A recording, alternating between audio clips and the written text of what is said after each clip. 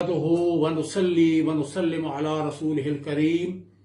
فأعوذ بالله من الشيطان الرجيم بسم الله الرحمن الرحيم ولا تلبسوا الحق بالباطل وتكتموا الحق وأنتم تعلمون صدق اللہ العظیم۔ ناظرین کرام، سوشل میڈیا کے ذریعے ڈاکٹر اشرف آصف جلالی کا ایک ویڈیو کلپ ہم تک پہنچا ہے، جس میں اس نے مسئلہ فدق پر گفتگو کرتے ہوئے امام المسلمین،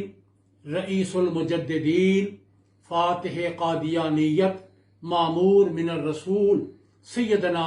پیر مہر علی شاہ قدس سرہ العزیز کی تصنیف لطیف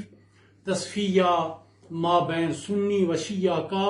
ایک اقتباس پڑھنے کے بعد اپنی طرف سے کچھ جملوں کا اضافہ کر کے شعوری طور پر یہ تأثر دینے کی کوشش کی ہے کہ یہ موقف حضرت قبلہ عالم سیدنا پیر مہر علی شاہ رضی اللہ تعالی عنہ کا ہے۔ ہم اس کی اس غلط بیانی کی مذمت کرتے ہیں۔ چونکہ اندرون و بیرون ملک سے احباب اس حوالے سے استفسار کر رہے ہیں، لہذا درگاہ عالیہ گولڑ شریف سے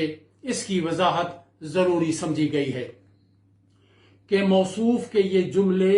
ہرگز حضور قبلہ عالم کی نہ تحریر ہیں، نہ موقف، نہ عقیدہ۔ یہ جلالی صاحب کا اپنا ذاتی موقف اور بیان ہے جو موجب ایذاء اہل ایمان ہے۔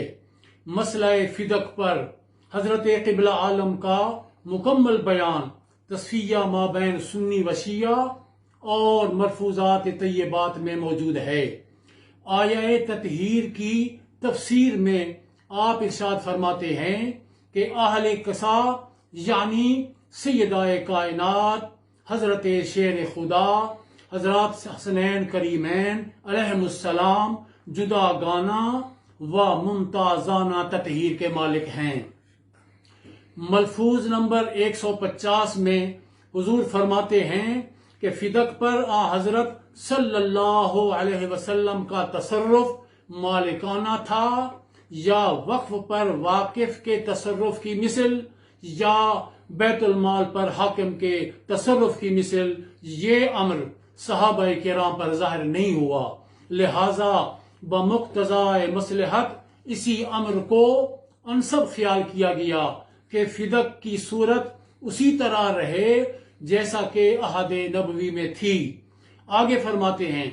ہو سکتا ہے صحابہ کرام سے کوئی اجتہادی قصور یا خطا ظاہر ہوئی ہو، یا باہمی منازعت نے ان کے درمیان صورت کشیدگی کی پیدا کی ہو، لیکن واجب العصمت تو صرف ملائکہ اور انبیاء کرام ہیں، نہ کہ صحابہ کرام۔